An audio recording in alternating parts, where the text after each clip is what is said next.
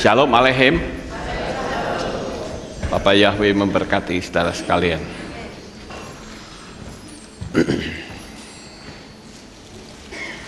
Kita akan mendengarkan renungan pada pagi hari ini, yaitu tentang ikan yang kehausan. Kalau dilihat judulnya, itu cukup unik, saudara. Ikan kok bisa kehausan? Padahal dia ada di dalam air.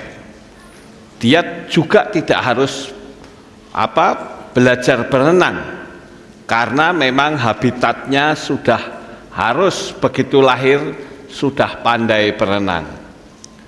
Nah, saudara yang terkasih, seekor ikan yang sehat, yang besar, yang kuat, tetapi bisa melompat keluar dan tergeletak, itu artinya ikan yang sedang kehausan.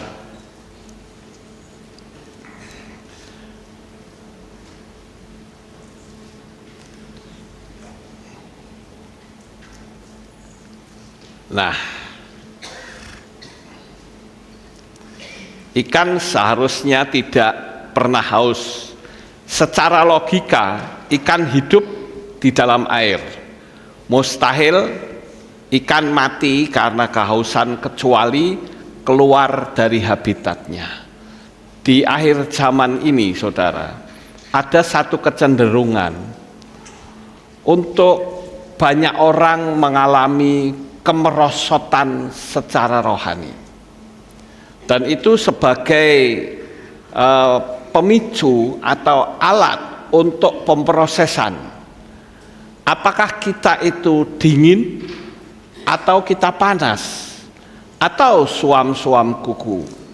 Nah, disinilah kita akan melihat bahwa kedatangan Tuhan yang semakin dekat itu kasih kebanyakan orang menjadi tawar, saudara. Nah, ini yang perlu kita sikapi. Karena apa? Karena kebiasaan, sehingga tidak pernah mensyukuri bahwa habitat ikan itu beda dengan kucing, sehingga ingin coba-coba untuk keluar. Dalam gambar ini, coba saudara bayangkan, seandainya ada ikan yang melihat kucing lalu berpikir, wah kok enak sekali ya kucing bisa pergi ke sana kemari, sedangkan aku hanya di akuarium ini saja, berputar-putar di situ terus. Sekali waktu saya akan melompat keluar. Apa yang terjadi, saudara? Mati, saudara. Pasti mati, ya. Nah, oleh karena itu kita harus sadar, ini memiliki makna rohani, yaitu orang percaya hidup dalam hadirat Elohim. Mungkin tubuhnya masih di gereja, mungkin dia masih melayani, tetapi hubungannya dengan Tuhan itu sudah jauh. Baca kitab suci ya sudah males, mau bersama-sama berkumpul dengan anak-anak Tuhan ya males, serba males, saudara. Persekutuan males, doa males, ya. Coba kita minta kekuatan dari Tuhan. Mengapa banyak orang yang percaya tetap haus, kering, dan kosong?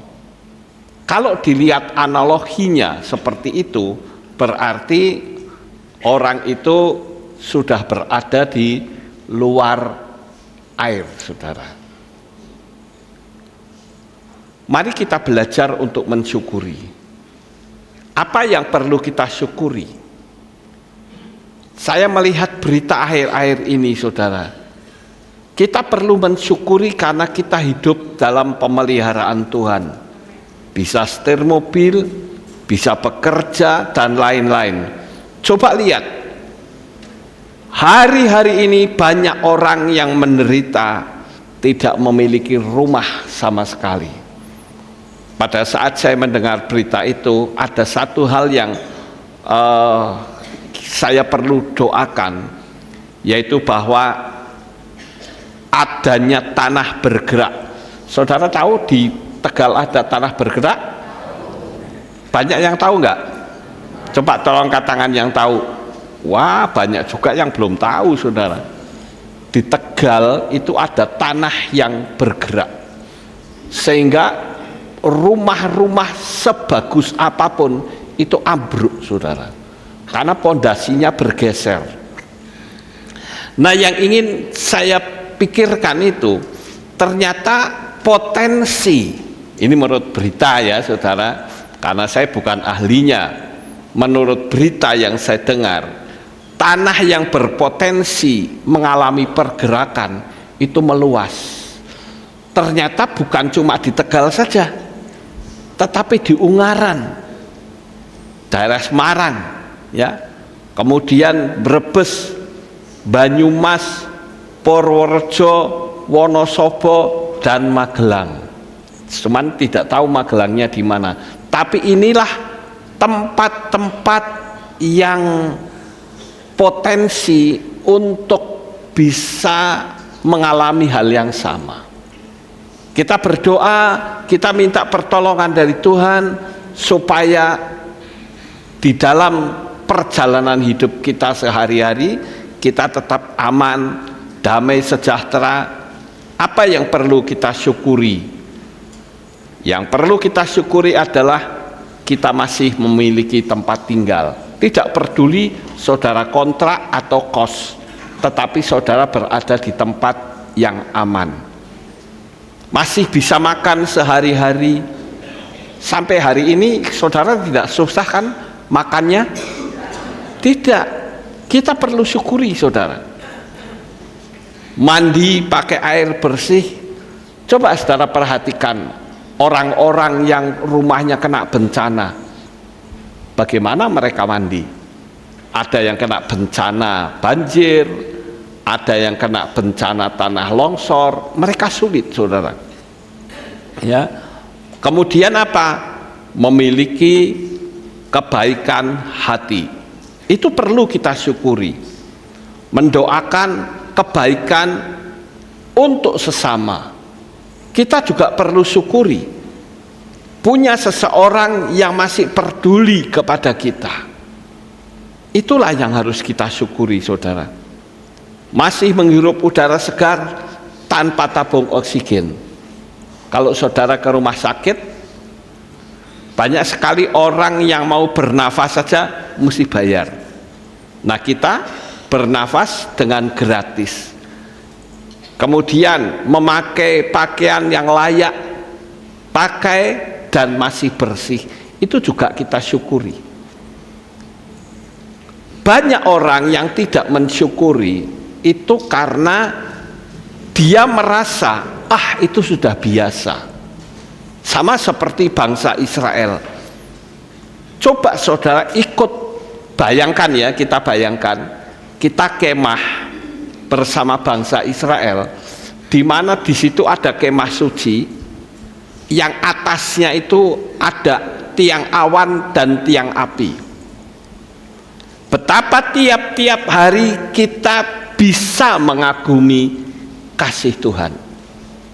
Bayangkan saudara, kalau siang hari, ya namanya juga padang gurun, itu panasnya minta ampun, ya bisa kadang sampai 50 derajat. Itu sudah kayak di dalam oven, saudara. Tapi tiang awan itu bisa membentuk payung yang menaungi seluruh bangsa Israel. Kemudian kalau malam hari, saudara bisa bayangkan betapa dinginnya. Karena waktu yang lalu satu tim kita pergi ke Israel sempat nginep di Wadi Rum. Ya, itu waduh dinginnya minta ampun, saudara. Apalagi kalau malam keluar, waduh, sudah sebentar saja sudah pengen masuk, dingin sekali. Tetapi tiang awan yang berubah menjadi tiang api itu menghangatkan seluruh bangsa Israel. Kalau saya pikir-pikir, Tuhan itu selalu ingin memeluk kita. Tuhan itu selalu ingin menunjukkan kasih-Nya kepada kita. Oleh karena itu saudara, kita harus belajar untuk senantiasa mensyukuri apa saja yang ada pada kita, kita perlu syukuri. Masalahnya bukan tidak ada air. Kenapa ikan itu bisa sampai kehausan? Masalahnya bukan tidak ada air, air melimpah, tetapi dia coba untuk keluar dari habitat yang sebetulnya. Bapak Ibu Saudara yang terkasih, kalau dia keluar dari habitatnya, maka dia pasti mati. Nah, akhir-akhir ini kuasa setan sedang bekerja dengan sangat luar biasa, sehingga banyak sekali orang-orang yang berusaha untuk ditarik keluar dari komunitas kita. Kita sudah berada dalam komunitas yang benar. Nama Bapak Yahweh sudah dipanggil, nama Yesus sudah dipanggil. Tinggal satu, mempertahankan iman sampai pada titik nafas yang terakhir. Kemarin saudara, saya iseng-iseng buka foto lama. Saya pandangi foto lama itu. Saya perhatikan jemaat satu demi satu. Saya bilang, Tuhan, ternyata saya sudah ditinggal banyak jemaat yang harus kembali ke pangkuanmu. Saya pandangi satu persatu yang tetap tinggal sampai di hari akhir. Saya coba untuk catat saudara, ada 20 lebih sebetulnya, tapi saya ingat 20 orang yang sudah dipanggil oleh Tuhan. Yang pertama Kohbi, saya ingat dia juga orang yang mengatakan, Pak Lukas ada pengajaran apa lagi, saya siap untuk menerimanya dengan hati yang terbuka. Itu hati saya membuat berbesar hati saudara, karena banyak sekali pendeta-pendeta yang mau mengajarkan hal yang baru, takut dengan jemaat. Wah, ini jemaat bisa terima atau tidak ya. Kemudian bukan cuman Kohbi tapi Ko Samuel, saya meneladani akan kesabarannya, kebaikannya, itu luar biasa saudara ya. Kemudian Bu Sri yang tinggal di tempatnya Elis, kemudian juga Bu Sri yang kesasar di Turki ya, itu juga saya ingat saudara. Ada banyak orang, saya catat di sini ya. Kemudian Koh Liang ya, Koh Liang itu adiknya Kocan ya, adiknya ya Kocan, itu adiknya Kocan. Kemudian baru-baru ini Edi yang dipanggil oleh Tuhan saudara, sudah mendahului kita semua. Saya ingat semua Tuhan, mereka sudah kembali, mereka sudah ketemu dengan Yesus. Kita masih harus mempertahankan iman di hari-hari yang berat ini. Kemudian Pak Sadeli, suami istri, waktu dia pelayanan ngantar sekolah minggu, dia ketabrak mobil ya. Nah itu juga saudara. Kemudian Bu Endang yang tinggal di Pastori juga sudah dipanggil oleh Tuhan. Ayah ibunya Edi, ada 2 orang, juga sudah dipanggil oleh Tuhan. Kemudian Koboa yang seringkali banyak berbincang-bincang dengan saya. Kemudian Bu Roni, Tante Benglun. Saya ingat Tante Benglun itu kalau ketemu saya mesti, oh iya Dek, mau kemana Dek? Ya saya ingat di situ saudara. Jadi ingatan saya kembali, oh Tuhan, mereka sudah ada bersama Engkau.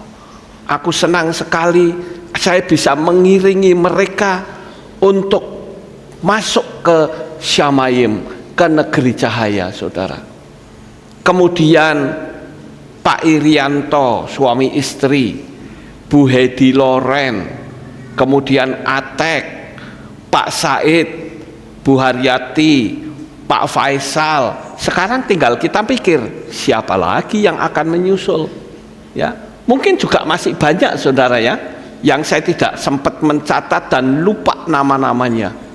Banyak sekali mereka sudah bersama-sama di negeri cahaya saudara. Tetapi juga ada yang meninggalkan Bapa Yahweh karena pengaruh dari teman, sehingga ikan itu keluar dari habitat aslinya. Akibatnya apa? Ikan itu akhirnya mati saudara. Ayo kita pertahankan iman kita menjelang kedatangan Tuhan. Itu sangat berat sekali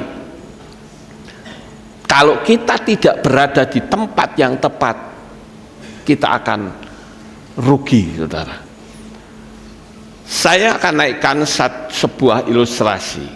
Nah, ada sebuah jam yang kalau oleh kolektor itu ada, ini 2 jam yang harganya cukup mahal saudara, yaitu Breguet Grande Complication, ya, itu harganya 420 miliar.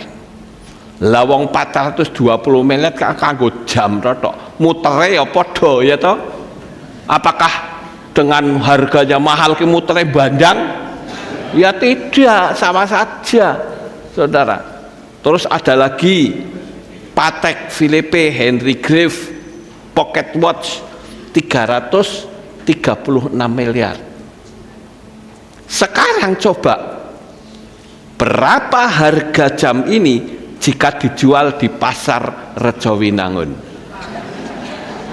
Kira-kira, saya kan cuma tanya, kira-kira kalau jam-jam ini dijual di pasar Rejowinangun, kira-kira 100.000 laku enggak saudara?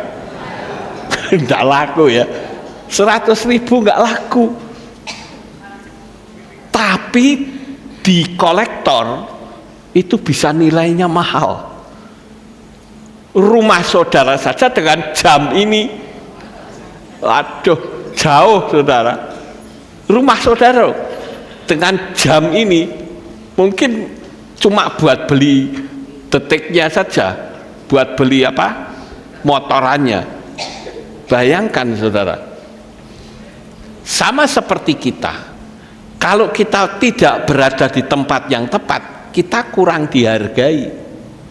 Ya, saya ambil contoh, misalnya saya pernah dengar satu cerita, ada seorang cucu, ya, cucu ini apa namanya, sedang frustrasi saudara. Ketika frustrasi banyak dilecehkan orang, dia ngomong sama kakeknya, "Kek, aku ini kok banyak dihina orang pada tidak suka dengan saya." Terus kakeknya masuk, dia ambil sebuah jam kuno saudara. Jam kuno ini kemudian ngomong sama cucunya, "Coba kamu pergi ke pasar, ditaksir ini harganya berapa." Ada yang mengatakan, oh banyak orang yang memberi harga cuman paling tinggi 200.000. Nah sekarang kamu pergi ke Pegadaian, coba kamu pergi ke sana dan ditanya kira-kira berapa yang bisa ditaksir. Taksirnya hampir sama, nilainya nggak beda jauh. Kemudian kakeknya berkata, coba kamu pergi ke seorang kolektor, pergi ke sana, tanyakan jam ini berapa. Cucunya jadi terkejut saudara, loh ini nilainya kok lebih tinggi, bahkan sampai ratusan juta. Nah kakeknya berkata, nah sama seperti kamu kalau tidak berada di tempat yang tepat, kamu akan dihina, kamu dianggap barang yang tidak berarti, sama seperti jam ini. kamu dianggap murahan. Tapi kalau kamu berada di tempat yang tepat, kamu akan dihargai. Sama seperti kita, saudara. Berapa banyak orang-orang yang frustrasi, yang marah-marah, ujung-ujungnya meninggalkan Tuhan karena dia kecewa. Dia merasa tidak dihargai. Dia merasa aku tidak berada di tempat yang tepat. Oleh karena itu saya ingin supaya kita belajar untuk saling menghargai. Amin, saudara. Jangan terlalu menganggap remeh orang lain, tetapi berilah penghargaan mereka, hormatilah mereka, sehingga mereka tetap berada di dalam anugerah dan kasih Bapa. Sama seperti jam ini, saudara. Tadi saya tanya kepada saudara, kalau dijual di pasar Jawinangun dapatnya berapa? Ada nggak kira-kira orang yang mau beli jam ini 10 juta, saudara? Ada? Nggak ada. Long jam kayak gitu kok 10 juta. Ya. Tapi kalau di tempat yang tepat, saudara bisa terperangah melihat harganya. Lawang jam kayak gitu kok harganya 420 miliar, saudara. Nek didadek ke omah dadi piro? Ya. Jadi berapa kalau dijadikan rumah, saudara? Banyak sekali. Ya. Ini 420, yang satunya 336. Ada lagi lukisan sampai triliunan. Waduh, lang duit kok cuman buat bayar lukisan yang harganya triliunan. Lah itu kan nggak masuk akal, saudara. Tetapi itulah apa yang menurut dunia itu sangat berharga. Tapi sebetulnya kita ini sangat berharga, bukan di mata dunia tapi di mata Tuhan. Betapa bahagianya kita bisa berharga di mata Tuhan. Kemudian ketika ikan keluar dari air bisa haus jika ini ada beberapa masalah. Yang pertama, memang terlempar keluar.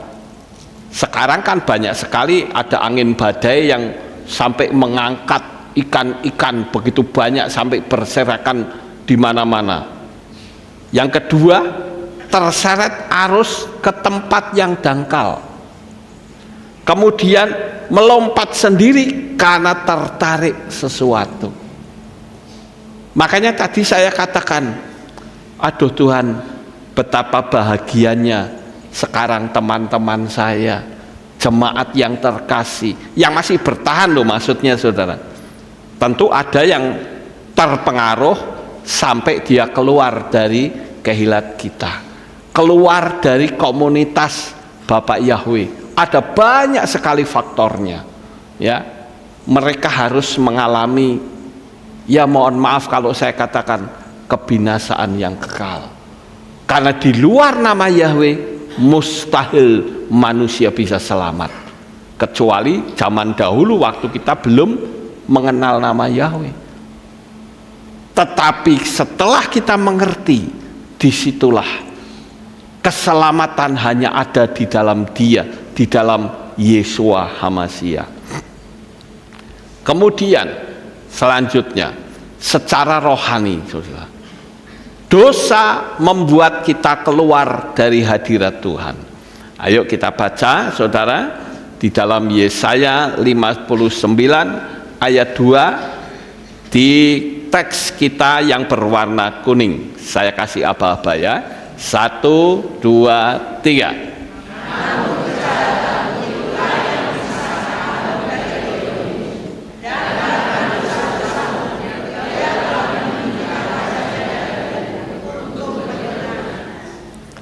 Saudara lihat, namun kejahatan itulah yang memisahkan kamu dari Elohimmu. Jadi yang dimaksud kejahatan itu tidak harus membunuh orang, tidak harus melakukan perbuatan-perbuatan penumpahan darah, tidak harus begitu, saudara. Saya kasih tahu ya, bagi orang-orang yang suka kumpul-kumpul, gosip itu juga bisa membunuh orang loh, saudara. Karena apa? Daya hancurnya akan lebih besar. Gosip digosok semakin sip, ya, itu bisa membuat orang yang tadinya respect bisa menjadi tidak respect sama sekali, bisa meninggalkan Tuhan dan bisa menjauh dari Tuhan. Makanya saya katakan dosa gosip itu lebih jahat daripada dosa perzinahan. Sekalipun dosa zina juga jahat, tetapi lebih jahat itu adalah gosip, karena dia memiliki daya penghancur yang lebih besar. Dia bisa lebih meluas. Sekarang saya ambil contoh, kalau saudara tadinya masih respect dengan si A atau si B atau si C, kemudian dengar gosip yang tidak enak, kira-kira saudara jadi tertarik dengan orang itu enggak? Pasti orang, wah jebule kok kaya ngono. Betul saudara? Begitu kita mau jebule kok kaya ngono, sudah enggak respect. Apa yang disampaikan tidak bisa diterima.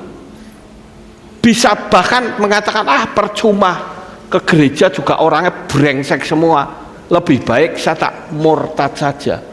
Ada yang seperti itu, orang-orang yang melihat ke sekeliling, saudara. Sejak saya pertama kali bertobat, saya tidak mau melihat orang, dalam arti terpengaruh dengan manusia. Saya berprinsip, saya percaya, saya imani bahwa hanya di dalam Yesua ada keselamatan. Orang lain mau seperti apa, mau jatuh dalam dosa kek, mau berbuat jahat di depan saya, masa bodoh. Tapi yang jelas saya harus tetap menjaga hubungan saya dengan Tuhan. Juga saudara, ayo di akhir-akhir zaman ini saudara, ada banyak berita-berita yang mengerikan sekali, yang membuat kita menjadi jauh dari Tuhan. Oleh karena itu, jangan kita mudah terpengaruh. Contoh, kita lihat gambar ini saja saudara. Kecuali beda ya, kalau orang punya HP, misalnya males mencatat, sudah difoto saja, itu lain saudara. Tetapi ada yang pada waktu khotbah orang main game.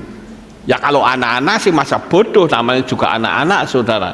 Supaya jangan ribut, mungkin dikasih game sama orang tuanya. Kita maklum, karena khotbah dewasa seperti ini bukan untuk anak-anak yang kecil. Tapi kalau orang tua pada saat dia beribadah main game, ada ilmu yang ditangkap enggak kira-kira? Tidak ada. Lah anehnya ketika di luar diajak debat, kelabaan saudara. Kelabaan, enggak bisa menjawab karena tidak ada ilmu yang bisa diserap. Akibatnya apa? Murtad. Oh iya ya, jebule Yesus iki begini, murtad. Nah anehnya lagi, setelah murtad dia jadi bangkit imannya, tapi dia bangkit imannya di tempat yang salah.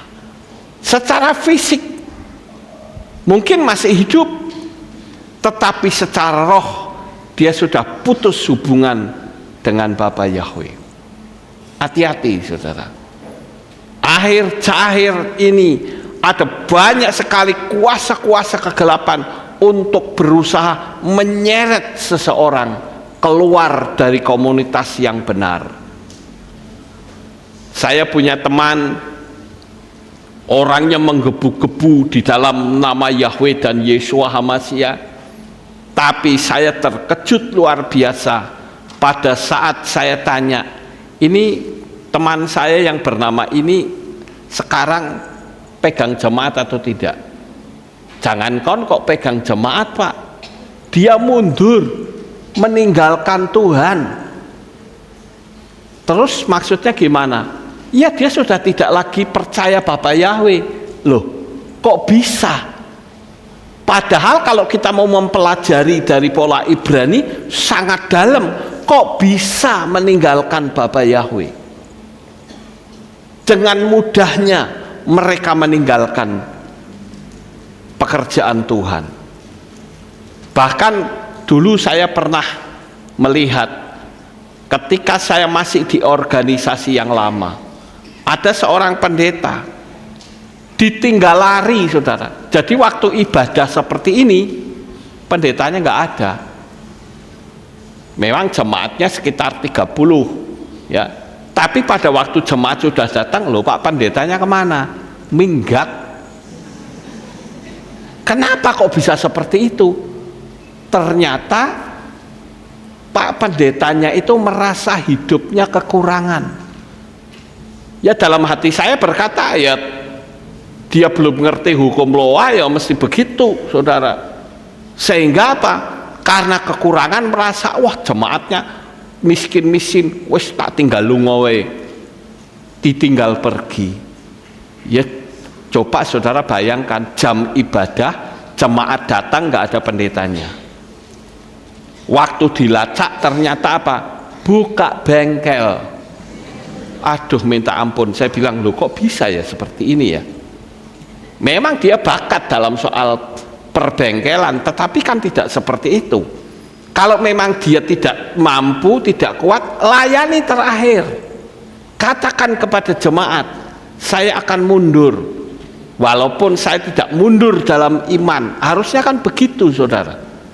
Tapi kok sampai seperti itu? Saya bilang, aduh, ini betul-betul mengerikan sekali. Waktunya sudah tidak lama. Sekarang kita lihat yang berikutnya, yang kedua, yaitu terlalu lama di air yang dangkal. Wes dangkal, isinya kotoran lagi, saudara. Ya, banyak orang puas di air yang selutut, tidak mau masuk lebih dalam lagi. Saya lihat, saudara, banyak sekali orang-orang yang dengan mudah meninggalkan Bapa Yahweh karena dasarnya itu tidak kuat. Mereka ditanya orang luar tentang Tritunggal nggak bisa jawab. Kalau saudara kira-kira bisa jawab nggak? Oh Tuhannya itu gereja Pak Lukas ki Tuhannya 3 misalnya, saudara bisa jawab? Bukan 3, 1. Terangkan, itu baru dasar loh saudara. Wong nama kok diganti-ganti, apa nggak kualik? Justru nama yang asli diganti, ya, menjadi tidak asli, dikembalikan lagi sekarang. Tujuannya kan seperti itu, saudara. Jadi untuk pengajaran dasar saja dia kandas. Dia tidak mengerti, saudara. Makanya saya ingin, ayo tolong perhatikan baik-baik. Ada banyak sekali khotbah-khotbah yang saya sampaikan itu bentuknya pengajaran. Agar supaya kita bisa mempertanggungjawabkan iman kita kepada orang luar, saudara. Karena prinsip kita adalah kalau mati harus selamat, dan keselamatan itu tidak ada di tempat lain kecuali di dalam Bapa Yahweh dan Yeshua HaMashiach. Tidak ada di tempat lain, saudara. Jadi jangan kita menjadi dangkal. Akibatnya apa? Kalau kita dangkal kerohanian kita, ya, dalam aspek kehidupan sehari-hari itu akan banyak kekurangan. Contoh ini, mudah tersinggung, mudah kecewa, lelah rohani, jadi mudah ditangkap Coba kalau saudara lihat orang yang panen ikan, saya suka lihat orang yang panen ikan di satu tambak gitu, supaya ikannya itu bisa mudah ditangkap, apa? Airnya dikurangi, saudara. Begitu airnya dikurangi, dangkal akan mudah ditangkap, saudara. Jadi kalau ikan itu segini, itu separuhnya, itu mudah ditangkap. Sama seperti iman kita. Kalau iman kita dangkal, ya kita mudah ditangkap oleh kuasa kegelapan, saudara. Kita tidak berdaya, tidak bisa melarikan diri. Makanya kalau orang yang panen ikan, tidak mungkin airnya penuh, tidak mungkin. Yang pertama kali dilakukan adalah kurangi airnya. Begitu airnya dikurangi, dia sudah minimal memiliki kekuatan untuk menangkap. Karena ikan tidak bisa lari kemana-mana, akan kesulitan untuk melarikan diri. Ya sama seperti kita, saudara. Ingat, di dalam firman Tuhan diajarkan, ikan itu adalah gambaran dari manusia, gambaran dari kita. Itu ikan. Makanya apa? Yesus mengatakan, memerintahkan kepada murid-muridnya untuk menjadi penjala manusia. Dari penjala ikan menjadi penjala manusia. Begitu pula pada zaman dulu, waktu kekristenan sedang dianiaya, penganiayaan di jalan Tuhan, simbolnya juga ikan, saudara. Ada gambar iktus, itu kan gambar ikan, saudara. Ya, air dangkal tidak cukup untuk menopang kehidupan rohani. Sebesar apapun ikan, sekuat apapun ikan, kalau dia sudah kehausan, dia sudah dangkal airnya, pasti akan mudah ditangkap. Pegang ini, saudara. Saya menggunakan ilustrasi yang sangat mudah. Kita lanjut. Miliki ilmu tanah. Kita belajar untuk memiliki ilmu tanah. Diinjak diam, tapi nilainya naik terus. Nilai tanah itu berbeda dengan nilai mobil. Kalau nilai tanah semakin lama, nilainya semakin tinggi enggak? Semakin tinggi, ya. Yang tadinya 1 meter 1 juta, sekarang bisa jadi 10 juta, bisa jadi. Tapi kalau mobil, ayo, semakin lama semakin turun, saudara. Orang ngomongin kita di belakang, kita berpikir, karena saya memang di depan, orang di belakang. Orang ngomongin kita diam-diam, berarti kita punya wibawa, karena orangnya tidak berani untuk langsung berhadapan muka dengan muka. Ngerti, saudara? Jadi yang pertama kali itu di dalam hati, tanamkan dulu kata-kata itu. Kalau kita diomongin orang dan diam-diam di belakang, biarin saja, nggak usah kecewa, saudara. Makanya kita ngomong, kalau mereka ngomongin kita diam-diam, berarti kitalah yang lebih berwibawa. Ya, orang menggunjingkan kita, berarti kita penting di dalam pikirannya. Kalau orang itu menganggap kita tidak penting, ngapain ngomongin kita? Betul nggak, saudara? Ya, jadi cuek, biar saja. Orang mau ngomong merah, hijau, kuning, masa bodoh. Jalani hidup ini dengan tentram, damai, sejahtera di dalam Tuhan. Kita akan aman, aura kita menjadi cerah, rezeki kita juga bisa mengalir, ya. Tidak mengalami kesulitan. Amin, saudara. Berapa banyak orang yang mengalami kesulitan dalam hidup karena dia lebih terpengaruh dengan omongan orang, ya. Kalau orang memfitnah kita, kita harus berpikir karena dia gagal untuk menjelekkan kita. Kalau memang dia menemukan kejelekan kita, ayo ngomong, adu arep, berani atau tidak. Ya. Saya kalau misalkan ada orang yang ngomongin si A atau si B, saya bilang berani di cross check, ayo, harus berani saudara. Kalau kita berani bicara, harus berani tanggung jawab, harus berani untuk di cross check. Ilmu tanah itu luar biasa saudara. Jangan kita mengalami kekeliruan di dalam iman kita. Ilmu tanah itu yang banyak dipakai oleh orang-orang dari spiritual di luar sana. Dikasih kotoran juga diem saja, ya. Tetap tanah terus, nilainya naik terus. Dan saya kasih tahu saudara semua yang di sini maupun yang mengikuti streaming saya katakan engkau sangat berharga di mata Tuhan. Ya, engkau begitu luar biasa nilainya, bahkan tidak bisa dinilai. Kalau saya ditanya sebetulnya nilainya manusia itu berapa, gampang, lihat Yesua. Darah Yesua itulah nilai kita saudara.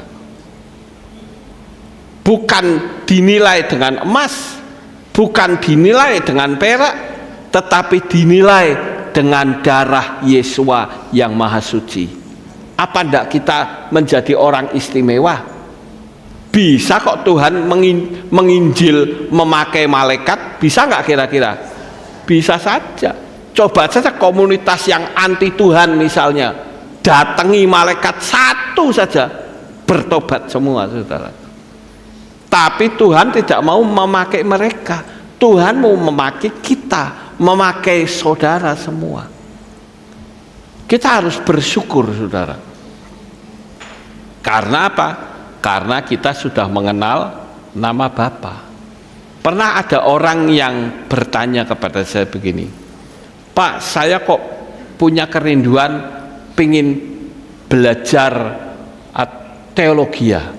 Saya mau sekolah teologi ya. Lah saya bilang, loh kamu sudah mengenal nama Yahweh, kok mau sekolah teologi apa ndak mundur? Itu teologianya Yunani, teologia yang keluar dari jalurnya Tuhan. Ya, banyak sekali yang keluar dari jalurnya Tuhan.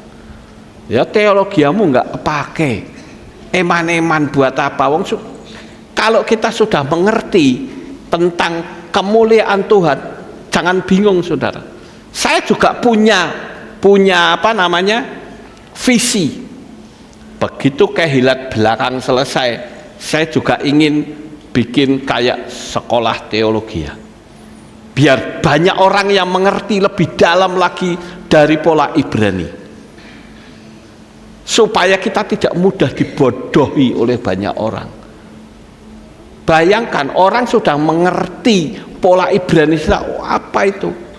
Contoh, kalau orang berkata, misalkan khotbah mengatakan I am the way, the truth and the life, no one come to the Father except through me, misalnya, orang bilang wah hebat ya. Tapi coba kalau orang berkata Baruk ata Yahweh Elohim, wah meh di Yahudi ke, aneh nggak saudara? Lawang akar iman kita dari sana kok ditolak. Itu loh keanehan-keanehan yang ada di dalam dunia ini. Kita lihat yang berikutnya, yaitu ditarik oleh umpan dunia. Di dalam kitab Yakobus, ya, Yakobus atau siapa apa ini saya lupa lagi. Namun setiap orang dicobai karena diseret dan dipikat oleh keinginannya sendiri. Ini dalam kitab Yakobus kalau tidak salah, ya. Namun setiap orang dicobai karena diseret dan dipikat oleh keinginannya sendiri. Ya, kitab apa ini saudara? Saya kok Yakobus ya, Yakobus saudara. Ya. Jadi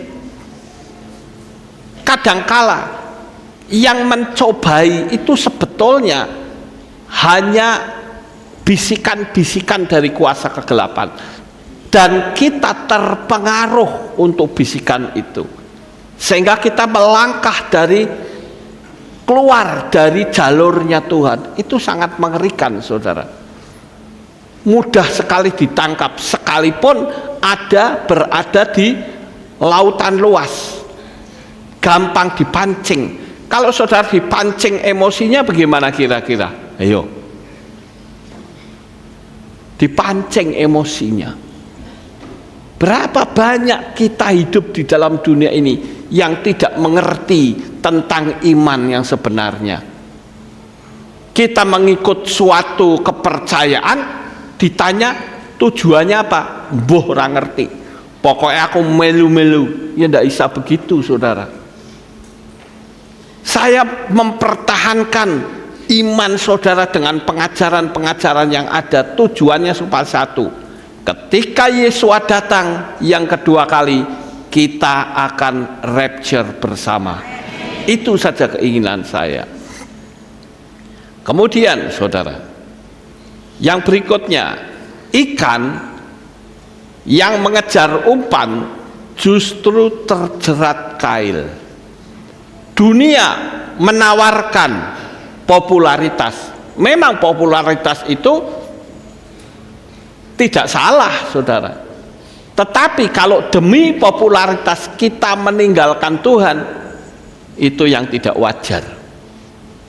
Demi uang, demi pengakuan, kenikmatan sesaat, tetapi itu memisahkan kita dari air kehidupan. Siapa air kehidupan itu? Menurut Yesua, air kehidupan adalah Dia sendiri.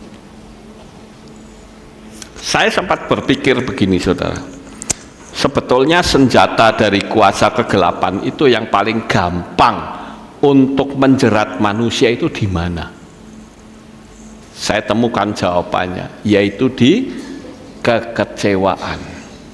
Kalau orang kecewa, dia akan melegalkan segala cara, karena tidak mendapat seperti orang lain punya adalah senjata Satan untuk melumpuhkan orang percaya meninggalkan Tuhan dengan mudah, apalagi merasa sendiri.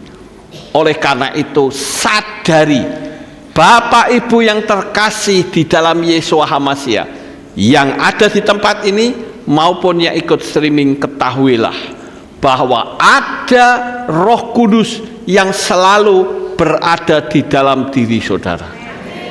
Kalau kita menyadari akan keberadaan Tuhan bersama kita, tidak akan orang merasa sendiri saudara, nggak akan, bahkan bisa menikmati keindahan itu.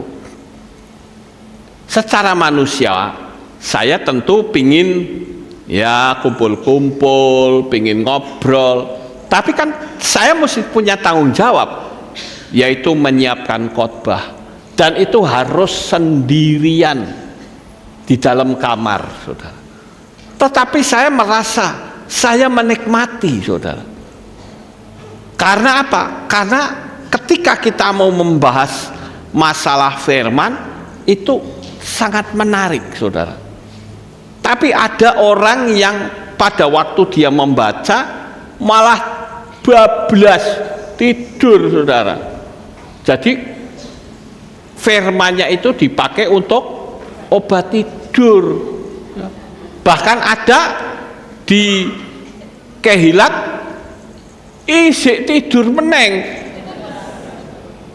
di rumah sudah tidur, baca kitab suci tidur, di gereja dengerin khotbah tidur juga saudara. Lah saya pikir loh, kerjaane wong iki apa ya, kok seneng turu ngono loh.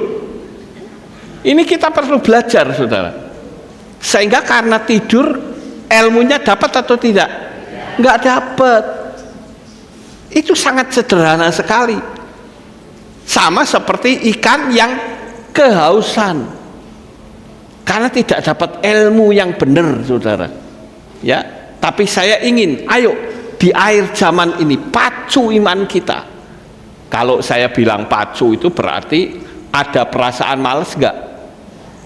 Halo, ada enggak? Walaupun ada, tapi tetap harus dipacu. Jangan mau kalah dengan kondisi dunia ini, ya. Lanjut. Tanda-tanda ikan sedang haus. Oh, ini dulu ya. Ini susah sih, tidak ada monitornya yang dari kemarin. Air itu siapa? Dalam Yohanan pasal 7 ayat 37-38, barang siapa haus, baiklah ia datang kepadaku dan minum. Yesua bukan hanya memberi air, tetapi dia adalah sumber air sendiri. Ada seorang perempuan yang didatangi oleh Yesua pada waktu mendatangi untuk mengambil air di sumur. Yesua mengatakan apa? Kalau kamu menerima air kehidupan, kamu pasti tidak akan haus lagi. Tapi perempuan ini berkata, bagaimana kami bisa mendapatkan air itu? Sedangkan sumur ini sangat dalam, berarti harus membutuhkan alat. Tapi kita tidak perlu alat, saudara.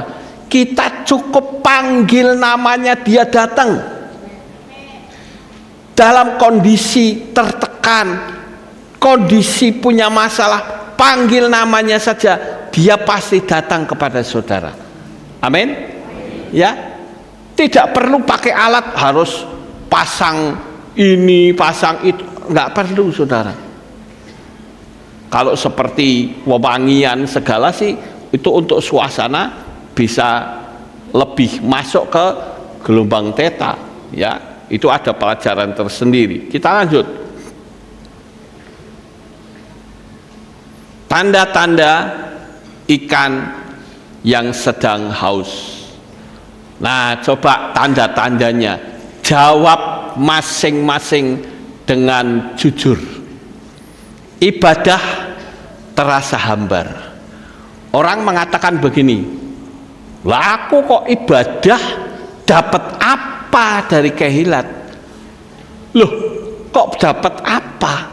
Bukankah kita ibadah itu kita memberi kepada Tuhan, kita memuliakan Dia, dapatnya ya firman, kita dengerin firman, ya, supaya apa? Supaya iman kita bertumbuh. Doa terasa kosong, tidak ada lagi Tuhan, aku bersyukur kepadamu. Untuk mengucapkan gitu saja tidak bisa. Ada banyak orang yang minta tolong sama saya tetap katakan, saya akan doakan kamu. Bahkan kadang pakai handphone saya berdoa, saya doakan, ya. Saya doakan juga jemaat, kemudian yang ikut streaming, saya doakan semua supaya mereka itu diberkati, mereka tidak kecewa dengan Tuhan, mereka itu senang dan sukacita di dalam Dia. Kemudian cepat marah, itu juga tanda ikan yang sedang haus, ya. Cepat marah, saudara di sini cepat marah?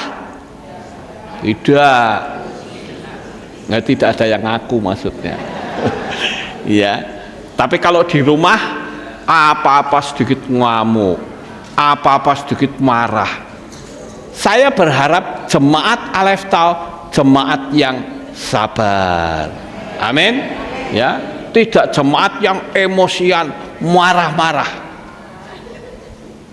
Bangun pagi marah, siang marah, malam marah, tidur pun nglindore marah.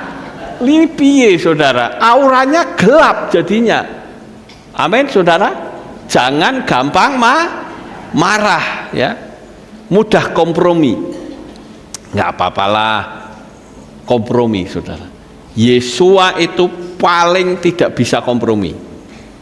Kalau saudara lihat, Yesua itu sangat radikal sekali, ya.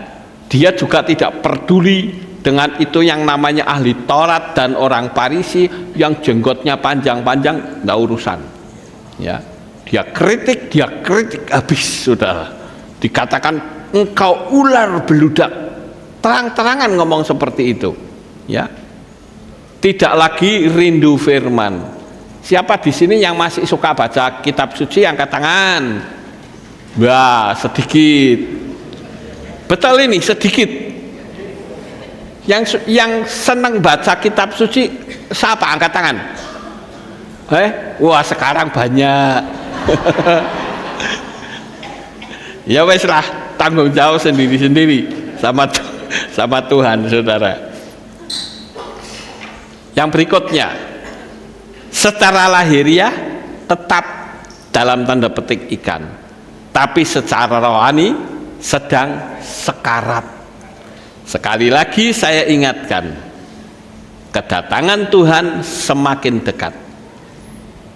Saya katakan menurut saya sendiri, jika 1 minggu saudara tidak ibadah dan hatimu tenang, itu tandanya engkau sedang bermasalah dengan Tuhan. Ingat itu, saudara. Sekali lagi, jika 1 minggu saudara tidak ibadah dan hatimu merasa tenang, engkau sedang bermasalah dengan Tuhan. Kecuali sakit, saudara. Kecuali jauh, itu no problem. Ya, tapi kalau kita masih bisa ibadah, datanglah ibadah kepada Tuhan. Amin. Ya. Yang selanjutnya, bagaimana kembali ke air? Bertobat artinya kembali pada posisi semula. Ini di sini ada gambaran yaitu Saulus, saudara. Saulus yang pada waktu itu mau menganiaya jalan Tuhan, ya, di kota Damsyik. Tapi di tengah jalan dia ketemu cahaya dan menyatakan bahwa akulah Yesua yang engkau aniaya itu. Akhirnya di situ terjadi titik balik, kembali ke posisi semula, yaitu percaya kepada Yesua. Memang Paulus tidak percaya, tetapi melalui cahaya yang dia lihat, dia menjadi percaya. Orang yang tadinya menganiaya orang percaya, sekarang menjadi pemberita Injil, menjadi pemberita keselamatan bagi banyak orang. Lanjut. Yang kedua, bagaimana caranya? Yaitu masuk lebih dalam. Jangan puas di pinggiran. Jangan puas dengan ilmu dasar iman yang cetek, saudara. Harus lebih dalam. Makanya ada orang yang ngomong sama saya cerita tentang ya macam-macam. Misalnya angka gematria. Kamu tahu angka gematria? Nggak ngerti. Kamu tahu nama Yahweh? Oh, nggak ngerti. Kamu tahu begini? Nggak tahu. Lo ngerti ini apa? Pergi ke gereja bertahun-tahun tidak tahu apa-apa. Apa itu, saudara? Ternyata dia berkata apa? Aku kalau ke gereja itu bisa menghibur diri. Pendetone lucu. Ya palah kalau kayak gitu. Lah mbok nonton di YouTube saja, saudara. Daripada saya tidak bisa tidur, hiburan ke gereja pendetanya lucu, bisa banyol. Waduh, parah kalau kayak gini, saudara. Saya cerita tentang gereja setan, emangnya gereja ada setannya?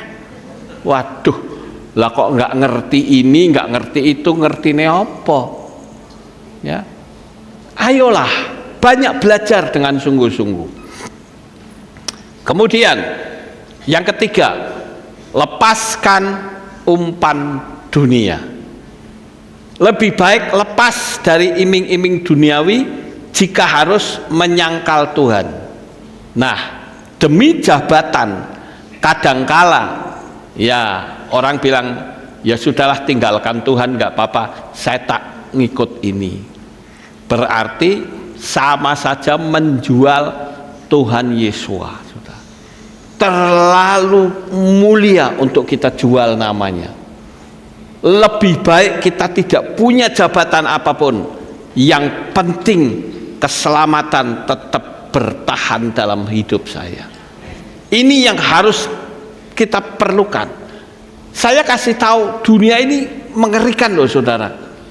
Jangan saudara anggap enteng. Saya bersyukur ya, saya merasa tinggal di satu kota yang damai saudara. Damai, udaranya sejuk, enak sekali, kota Magelang. Tapi kalau kita mau lihat dunia mengerikan saudara, tolong saudara melihat keluar. Jangan asal kok enak ya tinggal di sini, jangan begitu saudara. Lihat kondisi keadaan di luar seperti apa. Kalau kita boleh pakai kacamata yang bisa lihat dunia roh, isinya peperangan melulu. Sangat menakutkan sekali saudara. Setan berusaha untuk menyeret kita keluar dengan cara yang halus atau dengan cara yang kasar. Kita lanjut. Yang keempat, tetap tinggal di dalam Yesua. Di dalam Yohanan pasal 15 ayat 15, tinggallah kamu di dalam aku, ya. Tinggal di dalam Tuhan. Tinggal di dalam Tuhan itu tidak akan keluar dari kehidupan pola Yesua. Saya ambil contoh, lihat gaya hidup Yesua saudara. Dia orangnya mudah memaafkan, bukan? Kalau saudara mudah memaafkan enggak? Mudah? Betul? Ya iya, yang bener. Ya, harapan saya begitu ya, mudah memaafkan. Sesalah seperti apapun mudah memaafkan, karena Yesua juga mudah memaafkan. Yang kedua, hindari permusuhan. Yang ketiga, tidak iri dan dengki. Tidak memendam kesalahan orang. Selalu berprasangka baik. Itu karakter Yesua loh saudara. Saya merenungkan itu, aduh kagum sekali saya. Kok ada manusia punya pribadi seperti itu? Namanya dia juga adalah Tuhan sendiri, Bapak Yahweh sendiri yang menjadi manusia. Ya pasti karakternya sangat sempurna saudara. Tangannya juga tidak berlumuran darah, berbeda dengan manusia-manusia yang lain, ya. Kemudian kita lanjut. Ikan tidak perlu mencari air, ya. Ia hanya perlu tinggal di dalamnya. Orang percaya tidak perlu mencari mujizat. Mengenal nama Bapa yang benar itu sudah merupakan mujizat. Amin. Kita bisa mengenal nama Bapa itu mujizat loh saudara. Betul, itu mujizat luar biasa. Saya begitu mengagumi, saya bilang Tuhan, aku bersyukur aku bisa mengenal namamu. Itu mujizat terbesar dalam hidup saya. Karena orang yang bersekolah teologi pun belum tentu mau terima. Misalnya saya ambil contoh, ini bayangan saudara gimana? Kenalkan, nama saya Lukas. Rasanya bukan Lukas nih. Yanto kali ini orang ini namanya, bukan Lukas. Kira-kira menurut saudara gimana? Bapak Yahweh memperkenalkan diri, aku namanya Yahweh. Rasanya bukan tuh, kamu Allah. Bukan Yahweh, kamu Allah. Piye saudara? Coba saudara, kan sekarang dunia informasi banyak, melalui internet, melalui macam-macam. Tulis saja sesembahannya suku Quraisy yang bernama Allah itu siapa? Cari odewe. Ya, ngeri saudara. Nama Bapa kok ditinggal, pingin masuk surganya Bapa Yahweh. Emang mimpi. Ya, nggak ada keselamatan di luar nama Yahweh. Kesimpulan,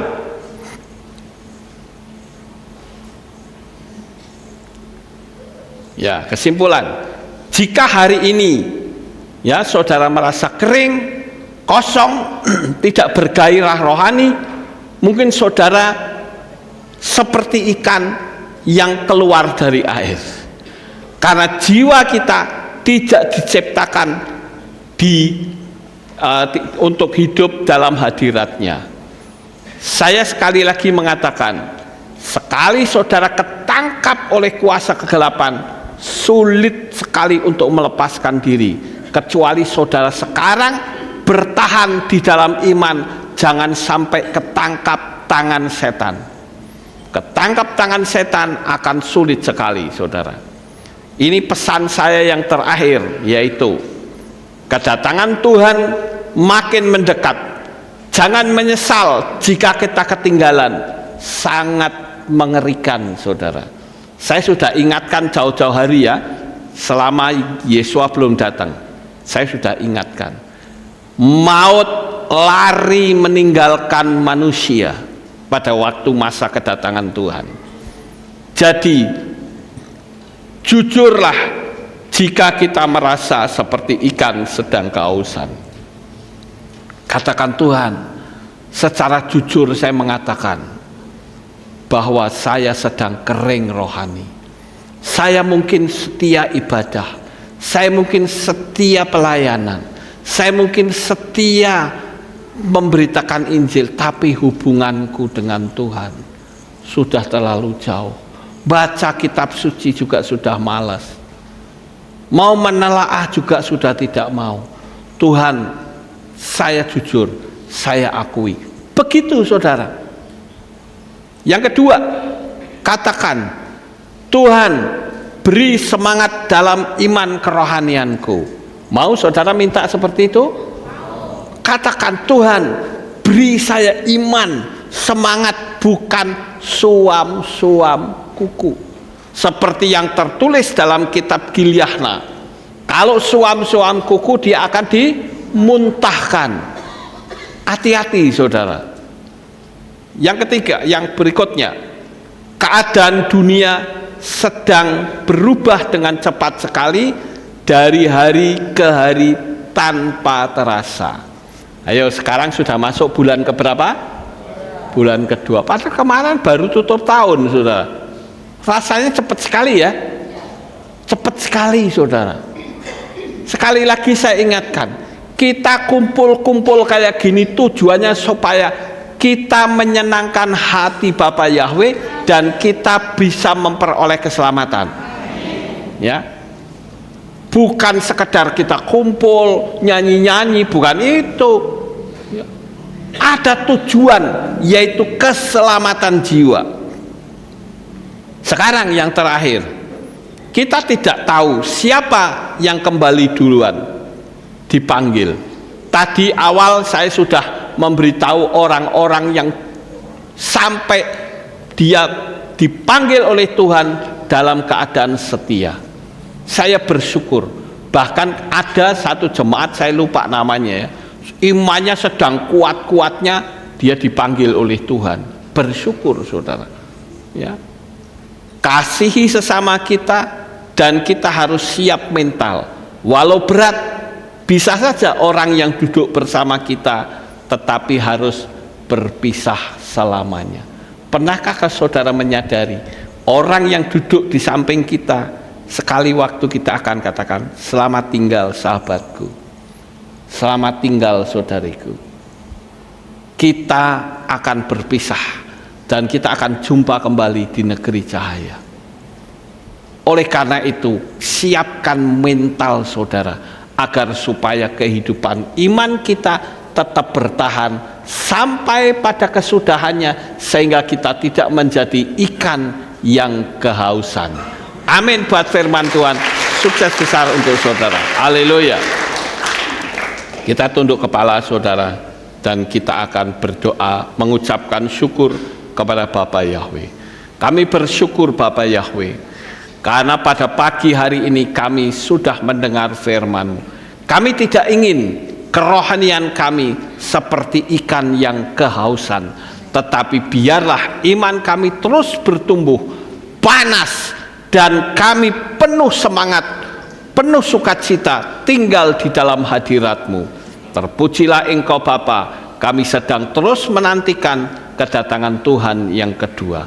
Di dalam nama Adonai Yesus HaMashiach kami berdoa. Amin.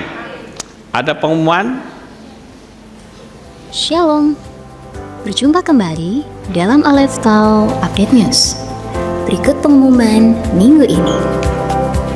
Divisi Men's Club akan mengadakan piknik dengan tema Guyub Rukun ing Bapa Yahweh ke Pantai Wediombo, Jungwok, Blue Ocean, Santorini, Yogyakarta, dan juga pusat oleh-oleh pada hari Jumat 3 April 2026. Dengan biaya 200.000 per orang, DP 50% di awal yang digunakan untuk pemesanan bis. Biaya tersebut sudah termasuk transportasi, snack, dan makan. Kegiatan ini terbuka untuk umum. Bagi Bapak Ibu Saudara yang ingin ikut serta, dapat mendaftar melalui Bapak Yuli, Bapak Sutong, atau ke kantor Kehilat. Segera mendaftar karena kuota terbatas.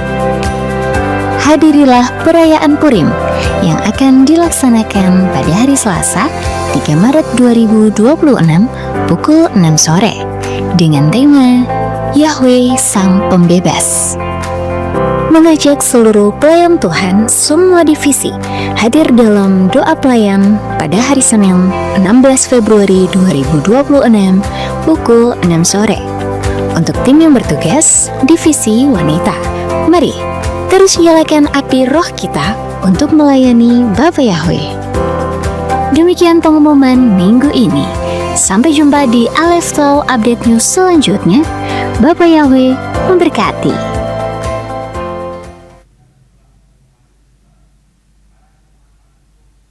Di dalam doa, mari saya undang saudara bangkit berdiri, kita tutup dalam doa. Terima kasih Bapa Yahweh, selesai sudah ibadah kami. Dari awal, pertengahan hingga akhirnya. Sebentar lagi jemaat-Mu akan kembali pulang ke rumah mereka masing-masing. Jaga, lindungi, peliharakan mereka sampai kembali dengan selamat. Pertemukan kembali pada jam-jam ibadah mendatang di dalam ikatan tali kasih-Mu. Terima kasih Bapa, inilah doa syukur yang kami naikkan kepadamu. Saya percaya Bapa Yahweh senantiasa memberkati jemaat-Mu dan memberikan kekuatan iman yang tangguh mulai sekarang sampai selama-lamanya. Di dalam nama Adonai Yesus HaMashiach kami berdoa. Mari kita angkat tangan kita dan kita akan menerima birkat Kohanim. Haleluya. Yefare keka Yahweh Weismereka.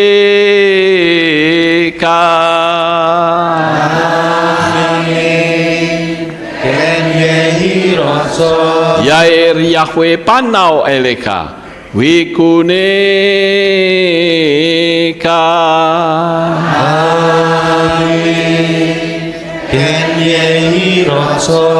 Yesa Yahweh panau eleka Weyashem lecha shalom.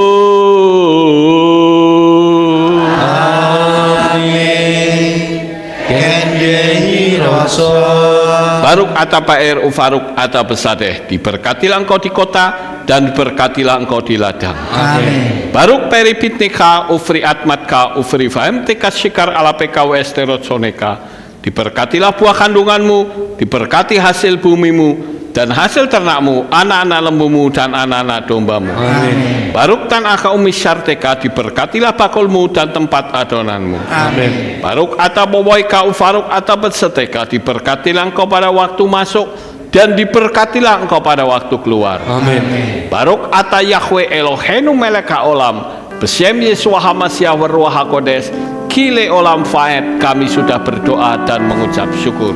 Amin.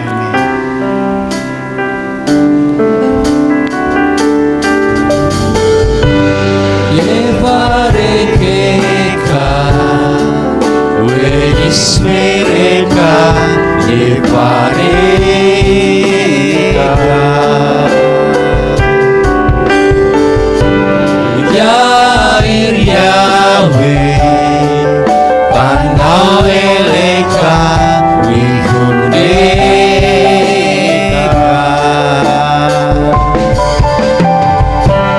Yevarekeka Weismereka Yevarekeka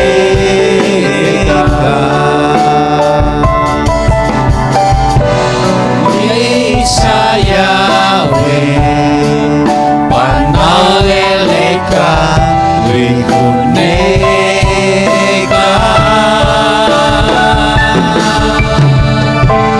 Weasimleka Shalom Shalom Weasimleka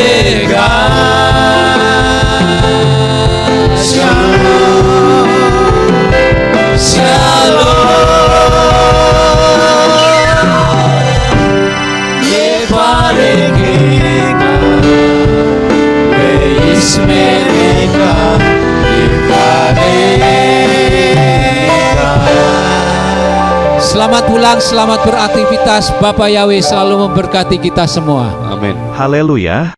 Terpujilah Bapa Yahweh yang Maha Kuasa.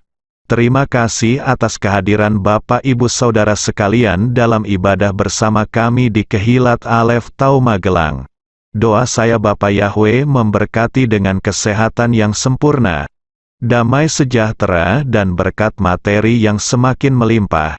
Kami menunggu kembali kehadiran Bapak Ibu Saudara sekalian pada jam yang tersedia. Hari Sabat jam 5 pagi, hari Minggu jam 6 pagi, hari Rabu jam 6 sore. Siap sedialah sebagai mempelai Hamasiah untuk menyambut kehadiran mempelai pria kita yaitu Adonai Yeshua Hamasiah di awan-awan yang permai. Amen lehitraot. Shalom, sampai jumpa kembali.